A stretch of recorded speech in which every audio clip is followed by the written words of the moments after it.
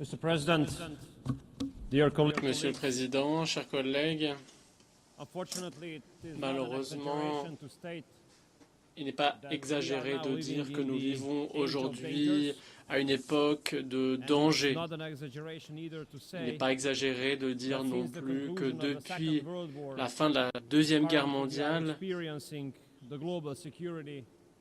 il n'y a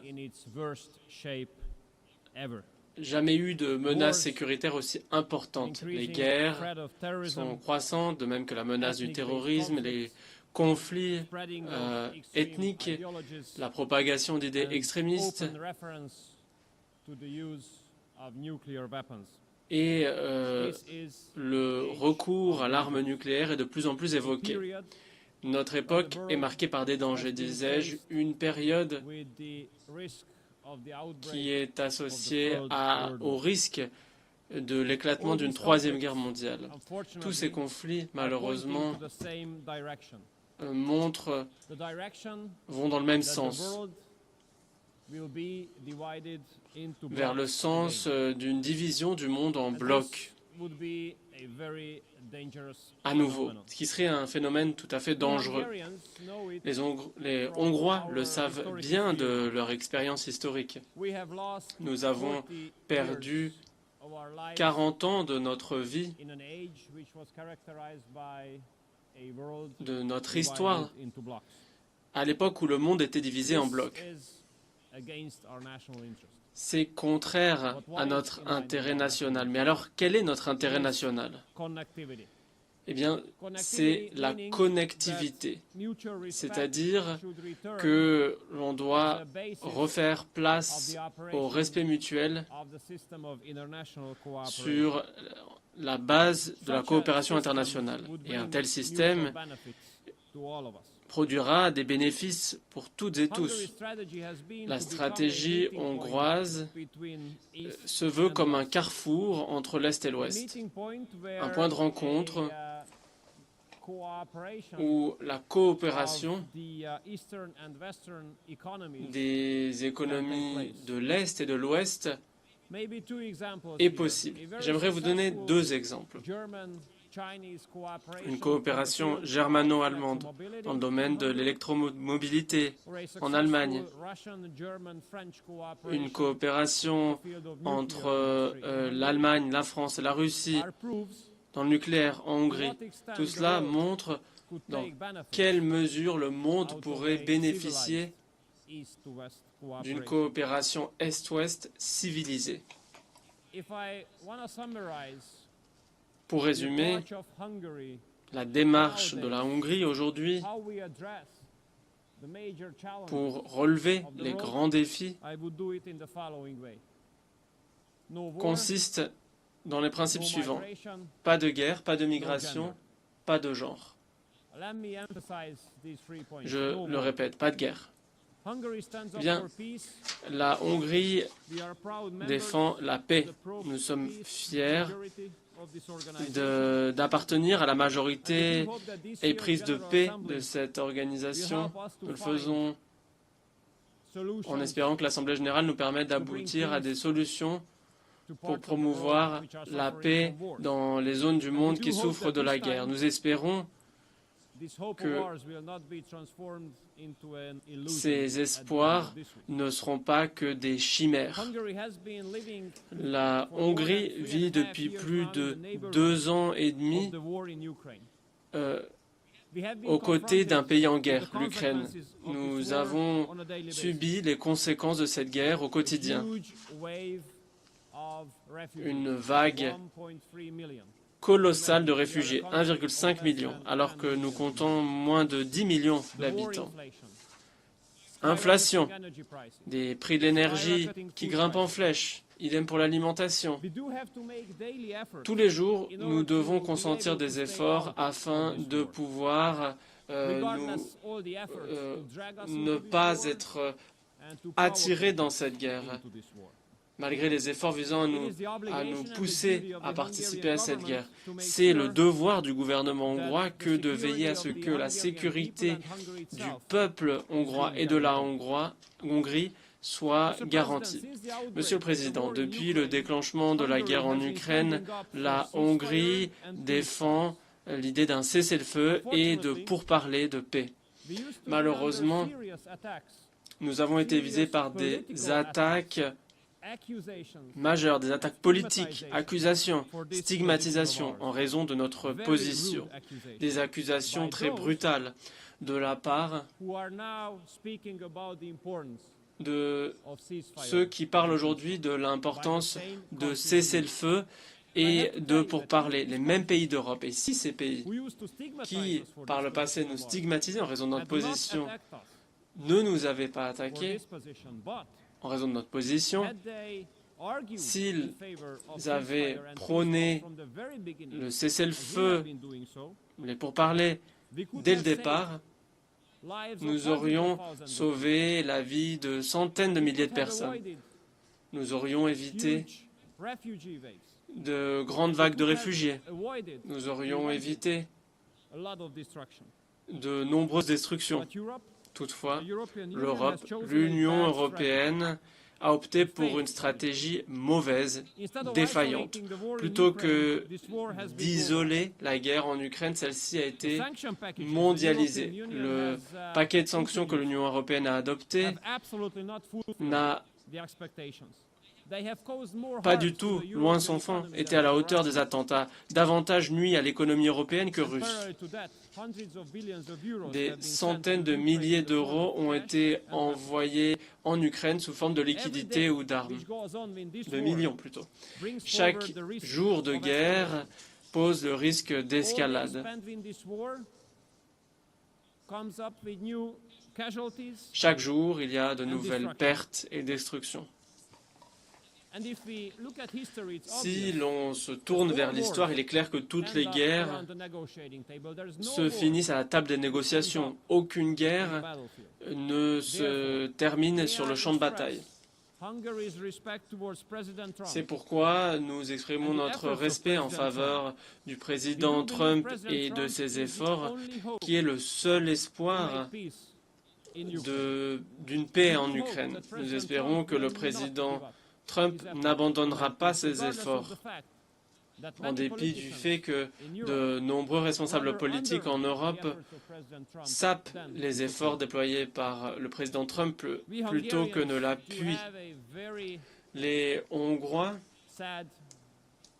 ont une expérience historique tragique. Notre expérience nous montre que lorsqu'on a une coopération civilisée Est-Ouest, la sécurité du monde en est améliorée. Mais en l'absence de coopération civilisée Est-Ouest, la sécurité mondiale en pâtit. C'est pourquoi nous espérons que les contacts entre la Russie et les États-Unis au plus haut niveau se maintiendront, de même que tant que ces contacts se maintiennent, nous espérons pouvoir éviter le pire des scénarios. Tant que ces échanges au plus haut niveau se maintiennent, on peut empêcher l'escalade, empêcher qu'une troisième guerre mondiale ne démarre. La Hongrie continuera donc à appuyer toutes les initiatives visant la paix. Nous continuerons à appuyer les efforts de paix du président Trump. Nous continuerons à appuyer les négociations à haut niveau entre la Russie et les États-Unis. Nous veillerons à ce que la Hongrie ne se retrouve pas dans cet engrenage attiré dans la guerre et nous protégerons la sécurité hongroise. Deuxième chose, pas de migration. En plus de la guerre en Ukraine, l'Europe a connu une menace sécuritaire majeure depuis 10 ans qui est la migration illégale. La Hongrie est dans une situation particulière en raison de sa géographie. Nous sommes la porte d'entrée de la route de la migration la plus importante vers l'Europe. Et nous avons une expérience tragique. Des centaines de milliers de migrants illégaux ont envahi notre pays il y a 10 ans, des personnes agressives qui ont envahi notre pays, qui ont rejeté la coopération avec les autorités locales, qui ont violé nos frontières, occupé des espaces menaçant les population hongroise. Quelle a été notre réaction? Nous avons fermé notre frontière, nous avons construit une barrière, non pas un mur, mais une barrière. Nous avons déployé tous les efforts pour nous protéger de ces migrants illégaux. Nous avons arrêté 1 million de migrants en situation irrégulière à notre frontière en construisant cette barrière. Nous avons dépassé des millions de dollars pour protéger notre frontière et notre sécurité. Que s'est-il passé en Europe? La Commission européenne nous force à payer 1 million de dollars d'amende par jour parce que nous protégeons notre frontière. 1 million chaque jour parce que nous protégeons nos frontières. C'est insensé. C'est complètement fou. Mais en dépit de cette amende, nous continuerons à protéger notre frontière. Nous préférerions payer 1 million de dollars par jour pour ne pas permettre des migrants illégaux de venir dans notre pays. Nous nous protégerons. Et c'est le meilleur investissement dans notre sécurité. Les politiques pro-migratoires de l'Union européenne ont des conséquences majeures en Europe occidentale. L'antisémitisme, société parallèle, guerre des gangs et no-go zones, les zones où l'on ne peut pas se rendre. En dépit des pressions de Bruxelles, la Hongrie continuera à protéger le peuple hongrois. Nous continuerons à nous protéger, notre culture, notre mode de vie et notre sécurité. Et nous défendons notre droit souverain de décider qui peut entrer sur notre territoire. C'est une décision qui nous appartient et non pas aux bureaucrates de Bruxelles. Nous devons considérer la violation des frontières pour ce qu'elle est. C'est un crime et ceux qui commettent ce crime doivent être punis. Notre droit interne le dit très clairement. Si une personne quitte son foyer, il a le droit de rester temporairement dans le premier pays qu'il rencontre, mais pas le deuxième ou le troisième ou le quatrième. Et nous en sommes un bon exemple. Nous sommes un pays voisin de l'Ukraine. Donc pour ceux qui doivent fuir l'Ukraine en raison de la guerre, ils peuvent venir chez nous. Nous les laissons tous venir, chacun et chacune. Mais pour notre frontière souveraine, ceux qui souhaitent ceux dont je parlais sont des migrants illégaux et ils ne pourront pas rentrer sur le territoire de notre pays. Troisièmement, pas de genre. En Hongrie, nous considérons la famille comme étant la base de la société, le fondement. Mais il faut comprendre qu'il y a une politique progressiste, agressive, mainstream qui attaque la famille non pas seulement comme expression, mais comme institution. Et c'est pourquoi il me semble bon de préciser ce que nous entendons par famille. Une famille se compose d'une mère, d'un père et d'enfants. La mère est une femme et le père est un homme. Et le mariage ne peut unir qu'un homme et qu'une femme. Et nous souhaitons veiller nous avons veillé à ce que cela figure dans notre Constitution. S'agissant de notre stratégie économique, nous avons une stratégie fondée sur la famille. 5% de notre pays est dépensé pour appuyer les familles, ce qui est très élevé pour la zone de l'OCDE. Et une révolution fiscale fondée sur les familles est actuellement en cours en Hongrie. Le principe essentiel, c'est que si l'on décide d'avoir un enfant, eh bien, on ne doit pas être défavorisé par rapport à ceux qui n'ont pas d'enfants. Les enfants sont une bénédiction. Et nous appuyons les familles pour qu'elles aient autant d'enfants qu'elles le souhaitent. À partir de l'année prochaine, toutes les mères qui ont donné naissance à plus de 2 enfants pourront être exemptées à vie de l'impôt proportionnel sur le revenu. Et après la naissance de chaque enfant, une partie du salaire des parents sera exemptée de l'impôt. Et nous doublerons cette exemption à commencer de l'année prochaine. Si la mère souhaite rester à la maison avec les nouveau-nés pendant 2 ans et demi, elle recevra 75% de son salaire précédent. Et toutes les femmes qui passent 40 ans à travailler pourront prendre leur retraite quel que soit leur âge.